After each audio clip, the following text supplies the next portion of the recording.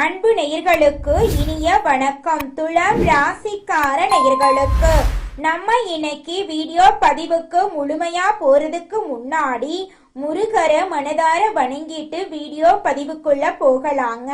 ஓ முருகா போற்றி, ஓ முருகா போற்றி, ஓ முருகா போற்றி, எனக்காக்கும் முருகனே போற்றி. நல்லதே நடக்கும், நல்லது மட்டும்தான் நடக்கும். நம்மளுடைய துலாம் ராசிக்காரங்களை பொறுத்த வரைக்கும் இவங்க அடுத்தவங்களோட வாழ்க்கைக்கு வழிகாட்டியா இருக்காங்க. தன்னுடைய வாழ்க்கையில 1000 கஷ்டம் வந்தாலும் அதை பத்தி துளி கூட கவலைப்பட மாட்டாங்க. ஆனா நெருங்கிய உறவுக்கு ஒரு கஷ்டம் வருதுன்னு வச்சுக்கங்க, ஓடி போய் உதவி செய்யக்கூடியவங்களா இவங்க இருப்பாங்க. தன்னுடைய குடும்பத்துக்காக ஒட்டுமொத்த வாழ்க்கையுமே அர்ப்பணம் செய்யக்கூடியவங்களா இவங்க இருக்காங்க. நட்புக்கு முக்கியத்துவம் தருவாங்க. அதே நேரத்துல நண்பனுக்காக உயிரை கொடுக்க கூட இவங்க தயங்க மாட்டாங்க. நம்மளோட துலாம் ராசிக்காரங்க நாகரிகமான குணத்தையும் லட்சியத்தை நோக்கி ஓடும் மனப்பான்மையும் கொண்டவங்களா இருக்காங்க. இந்த ராசிக்காரங்களுக்கு சூரியன் 11ஆம் இடத்துல ஆட்சி பெற்று கேதுவுடன் இணையறதுனால ராஜயோகம் உண்டாகுதுங்க. இது ஜாதக ரீதியாக சூரியனும் கேதுவும் நன்றாக இருந்தா தலைமை பதவிக்கு வரக்கூடிய காலமா இருக்குதுங்க. துலாம் ராசிக்காரங்க கடமை, கண்ணியம், கட்டுப்பாடு, ஒழுக்கம், திறமை, லட்சியவாதம் போன்ற குணங்களை கொண்டவங்களா இருக்காங்க. இவங்களுக்கு வரக்கூடிய சூரிய பகவானுடைய கிரக பயிற்சி நல்ல பலன்களை தருங்க. ஜாதகத்துல தசாபுத்தி நன்றாக இருந்தா வாழ்க்கையில நல்ல நேரம் வரப்போகுதுன்னு அர்த்தங்க. சூரியன் ஒரு மனிதனுக்கு தலைமை தாங்கும் பொறுப்பை கொடுப்பாருங்க. தந்தை, மருத்துவம், உயர்ந்த பதவி, எதிரிகளை வெல்லும் திறன் போன்றவற்றுக்கு சூரியனே காரணமா இருக்காருங்க. 12 மாதங்களுக்கு ஒரு டைம் நம்மளுடைய சூரிய பகவான் சொந்த வீட்டுல ஆட்சி பலம் பெறுவாருங்க. இந்த முறை கேதுவுடன் சேர்ந்து இருக்கிறதுனால கேதுவால கெடுதல் ஏற்படாதுங்க. சூரியன் 11ஆம் இடத்துல இருக்கிறதுனால உங்களுக்கு லாபம் கிடைக்கும். துலாம் ராசிக்காரங்க கடினமாக உழையக்கூடியவங்களா இருக்காங்க. யாருடைய பொருளுக்கும் ஆசைப்பட மாட்டாங்க. இவர்களுக்கு வாழ்க்கையில எதிர்பாராத வெற்றி நிச்சயமா கிடைக்கும். இனி வரக்கூடிய காலங்கள்ல இவங்களுடைய ஆசைகள், கனவுகள் எல்லாமே நிறைவேறுங்க. நம்மளுடைய துலாம் ராசிக்காரங்க கடன், வம்பு, வழக்கு, கோர்ட் கேஸ் போன்ற பிரச்சனைகளால நிம்மதி இல்லாம இருந்திருக்கலாம். சுக்கிர பகவான் குருவுடன் சேர்ந்து 8ஆம் இடத்துல இருக்கிறதுனால இந்த பிரச்சனைகள் ஏற்பட்டனங்க. ஆனா இப்போது சூரியன் 11ல இருக்கிறதுனால அரசாங்க வேலை கிடைக்கிறதுக்கு வாய்ப்பு இருக்கு. எந்த துறையா இருந்தாலும் அரசாங்க வேலைக்கு முயற்சி செஞ்சீங்கன்னா நிச்சயமா உங்களுக்கு கிடைக்குங்க. துலாம் ராசியில இருக்கக்கூடிய ஆணாக இருந்தாலும் சரி, பெண்ணாக இருந்தாலும் சரிங்க, 30 வயசு ஆயிருச்சு, தலைமுடி நரைச்சு போச்சு, எனக்கு வாழ்க்கை துணை கிடைப்பாங்களா கிடைக்க மாட்டாங்களா அப்படிங்கிற குழப்பத்திலேயே நீங்க வாழ்ந்துட்டு இருப்பீங்க. இனி வரக்கூடிய காலங்கள்ல திருமண தடை நீங்கி திருமணம் கைகூடி நடக்க போகுதுங்க. குழந்தை பாக்கியம் இல்லாதவங்களுக்கு குழந்தை பாக்கியம் கிடைக்க போகுது. காதல் திருமணம் அல்லது 2வது திருமணம் நடக்கிறதுக்கு வாய்ப்பு இருக்கு. சுக்கிரன் 10ஆம் இடத்துல இருக்கிறதுனால திருமண வாழ்க்கை சிறப்பா இருக்க போகுதுங்க. இடம், பூமி சம்பந்தப்பட்ட பிரச்சனைகள் சரியாகுங்க. புதிய வண்டி, வாகனம் வாங்கலாம், வீடு மாற்றலாம், வேலை உயர்வு கிடைக்கும். வெளிநாட்டுல வேலை செய்யறவங்களுக்கு நல்ல வாய்ப்புகள் வரும். பட்டம், பதவி, புகழ், கௌரவம் கிடைக்கும். மருத்துவ செலவுகள் குறையும். வங்கியில கடன் கேட்டா நிச்சயமா இந்த காலகட்டத்துல கடன் கிடைக்குங்க. குலதெய்வம் எங்கேயோ இருக்குது, என்னமோ இருக்குது அப்படிலாம் நீங்க நினைக்க வேண்டாங்க. நீங்க எங்கிருந்தாலும் ஒரு தீபம் ஏத்தி வச்சு அந்த தீப ஒளியில தெய்வங்கள் இருக்கிறாங்க அப்படின்னு நினைச்சு வழிபாடு செய்யுங்க. குலதெய்வமே தெரியாவிட்டாலும் வீட்டுல தீபம் ஏற்றி வச்சு ஏதாவது ஒரு நல்ல நாள்ல குலதெய்வத்தை நினைச்சு வழிபாடு செய்யுங்க. குலதெய்வ வழிபாடு குலம் காக்குங்க, குலம் தலைக்கும். முதல்ல குலதெய்வம், அப்புறம் இஷ்டப்பட்ட தெய்வம், அப்புறம் உங்களுக்கு விருப்பப்பட்ட தெய்வங்க. எந்த கோயிலுக்கு போனாலும் என்ன பண்ணாலும் ஏற்றமில்லை அப்படின்னு நீங்க சொல்லுவீங்க. தினமும் எந்திரிச்ச உடனே சூரிய பகவானை நமஸ்காரம் பண்ணுங்க. அவங்களுடைய அனுகிரகம் இருந்தா போதும். மற்ற கிரகங்கள் எல்லாம் சாதகமா இல்லைனா கூட பரவாயில்ல, அந்த சூரியனுடைய பிரகாசம் உங்க வாழ்க்கையவே பிரகாசமா மாத்திருங்க. அந்த வெளிச்சம் உங்களை வந்து சேருங்க. உங்க வாழ்க்கையில் இருக்கக்கூடிய கண்ணீரெல்லாம் கரைஞ்சு போயிருங்க. துலாம் ராசிக்கார பெண்களே, உங்களுக்கு எல்லா காரியங்களிலும் வெற்றி கிடைக்க போகுது. லாட்ரி யோகம் உள்ளவங்க ஜாதகத்தை பார்த்துட்டு முயற்சி பண்ணுங்க. நெருப்பு, இரும்பு, share market, real estate, chemical, மருத்துவம் போன்ற துறைகள்ல வேலை செய்யறவங்களுக்கு நல்ல நேரமா இருக்க போகுதுங்க. கெட்ட நேரம் போய் நல்ல நேரம் வரப்போகுதுங்க. துலாம் ராசிக்காரங்க ஒரு பொறுப்பான விஷயத்துக்கு போக போறீங்க. இது கன்ஃபார்ம் நடந்தே தீருங்க.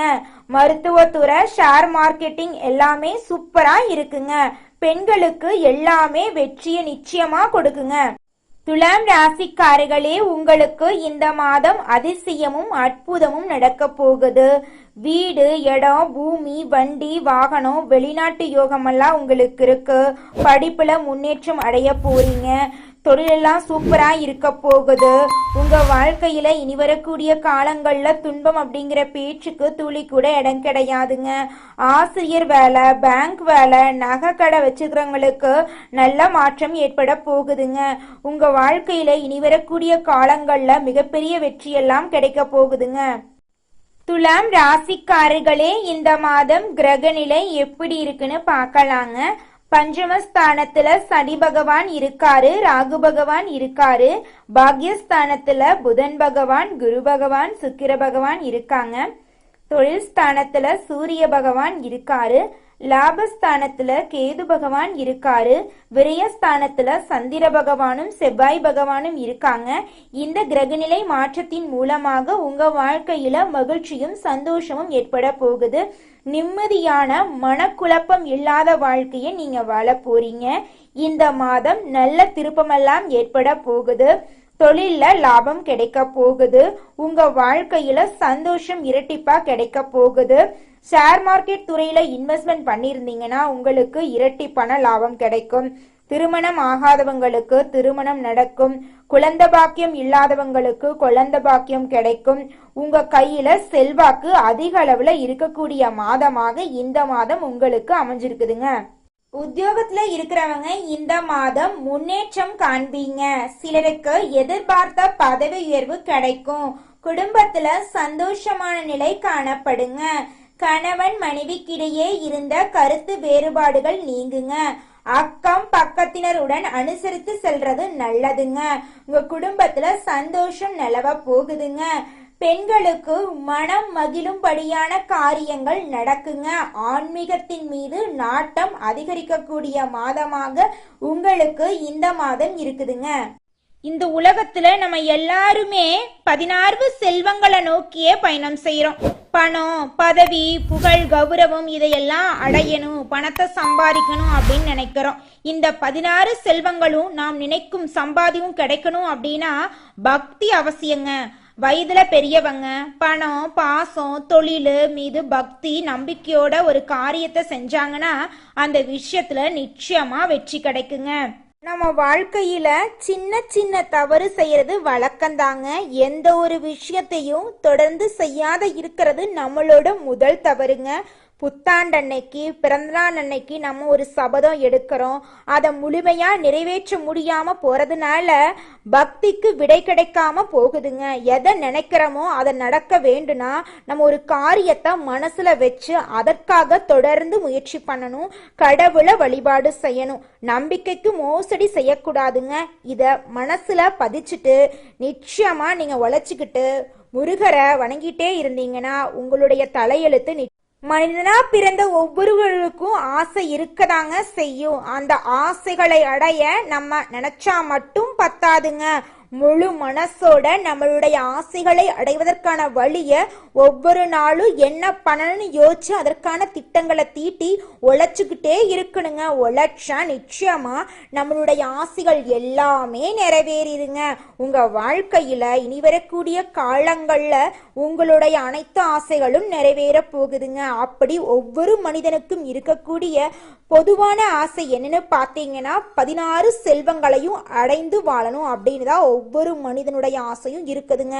பணம் வேணும், பதவி வேணும், புகழ் வேணும், கௌரவம் வேணும் அப்படின்னு தான் ஒவ்வொரு மனிதனும் தினமும் வாழ்ந்துகிட்டு இருக்கான். அதை நோக்கிய பயணத்தை தான் ஒவ்வொரு நாளும் மனிதன் வாழ்ந்துகிட்டு இருக்கான். ஒவ்வொரு நாளையும் ரசிச்சு வாழ்றது கிடையாது. எந்த ஒரு மனிதனும் போராட்டத்துல தாங்க இந்த உலகத்துல ஒவ்வொரு மனிதனும் வாழ்க்கைய வாழ்ந்துட்டு இருக்காங்க.